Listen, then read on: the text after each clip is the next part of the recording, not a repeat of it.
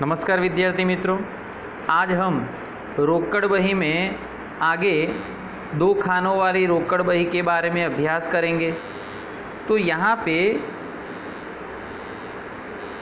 Bank खर्च, commission, ब्याज आदि वो सब क्या है उसके बारे में सबसे पहले जान लें। यदि बैंक ने व्यापारी को कोई सेवा दी हो, उस संबंध में बैंक ने व्यापारी को कोई सेवा दी हो तो उस संबंध में बैंक चार्ज वसूल करता है। उसी प्रकार हुंडी बैंक में भुनवाई हो तो बैंक द्वारा वसूली के लिए भेजी गई हो तो बैंक कमीशन वसूल करती है। यदि व्यापारी ने ओवरड्राफ्ट की सुविधा ली हो तो बैंक ब्याज वसूल करती है। उसी प्रकार बैंक में जमा शेष पर बैंक व्यापारी को ब्याज चुकाता है।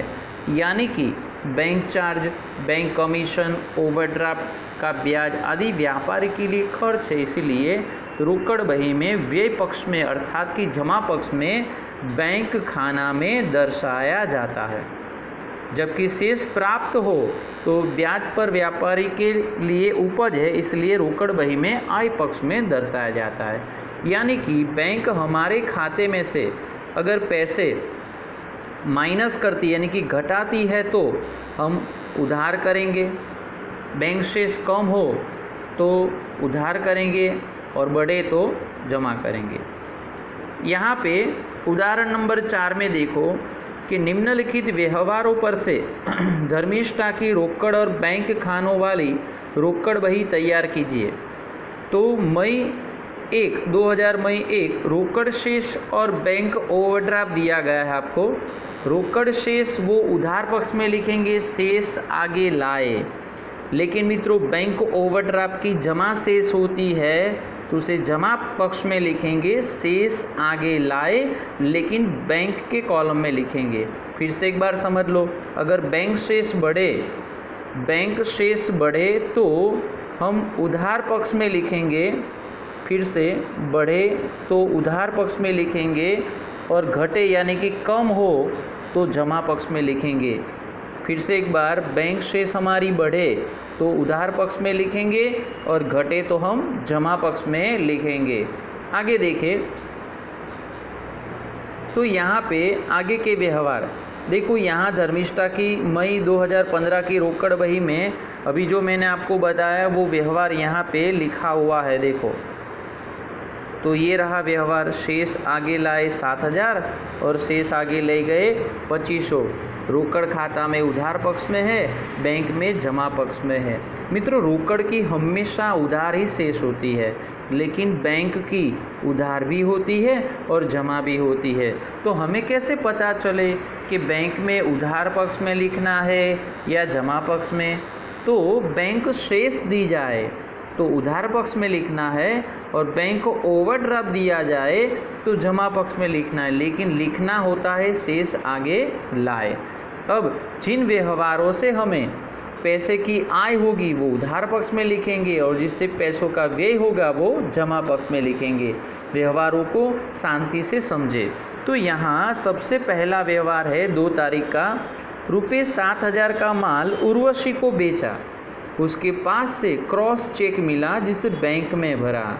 उर्वशी को माल बेचा, बिक्री हुई, पैसे मिले, यानी कि उधार पक्ष में बैंक के कॉलम में लिखेंगे 7000 और विवरण में लिखेंगे बिक्री खाता। देख सकते हो यहाँ पे विवरण में लिखेंगे बिक्री खाता। तो यहाँ पे लिखा हुआ है बिक्री खाता 7000। ओके, अब 2-3 व्यवहारों को समझने के बाद नीचे रोकड़ बही में हम देखेंगे, जिसके कारण ज़्यादा टाइम हमारा ना बिगड़े। तो 4 तारीख का व्यवहार देखें कि अशोक को रुपये 2000 का माल 10% व्यापारी भट्टा से बेचा, उसके पास से 50% रकम रोकड़ और बाकी की रकम का चेक मिला जो बैंक में भरा। मित्रों बिक्री की है तो पैसे मिलेंगे, यानी कि उधार पक्ष में लिखना है, लेकिन यहाँ पे उधार पक्ष में लिखते समय कितनी रकम आएगी वो देखें। तो यहाँ पे मान लो कि 2000 का माल है, 2000 में से 10% व्यापारी भट्टा निकाले तो 200 घट जाएंगे, यानी आएंगे 1800। उसने 1800 में से 50% यानी कि 900 रुपये नकद दिए और बाकी का चेक दिया। यानी कि रोकड़ के कॉलम में 900 लिखेंगे, बैंक के कॉलम में 900 लिखेंगे और विवरण में लिखेंगे बिक्री खाता उधार पक्ष में। ओके, व्यापारी बट्टा का कहीं भी उल्लेख नहीं होगा। अब देखते हैं 5 तारीख का व्यवहार। तो 5 तारीख के व्यवहार में आपको कहा गया है बैंक में रुपये 2000 नकद भरी यानी कि रोकड़ भरी। मित्रों, बैंक में रोकड़ भरने से बैंक शेष बढ़ेगी, तो उधार पक्ष में बैंक के कॉलम में रकम लिखेंगे और विवरण में लिखेंगे रोकड़ खाता, और जमा पक्ष में रोकड़ में वैल्यू लिखेंगे 2000 और विवरण में लिखेंगे बैंक खाता। मित्रों, जब बैंक में से पैसे निकाले जाए या भरे जाए तो ऐसे व्यवहार को जमा खर्ची व्यवहार कहते हैं। देखो यहाँ पे आप देख सकते हो कि यहाँ रोकड़ खाता लिखा है और रकम बैंक के कॉलम में है, और यहाँ जमा पक्ष में देखोगे तो विवरण में बैंक खाता लिखा है और रकम रोकड़ के कॉलम में दर्शाई गई है। आगे का व्यवहार देखें।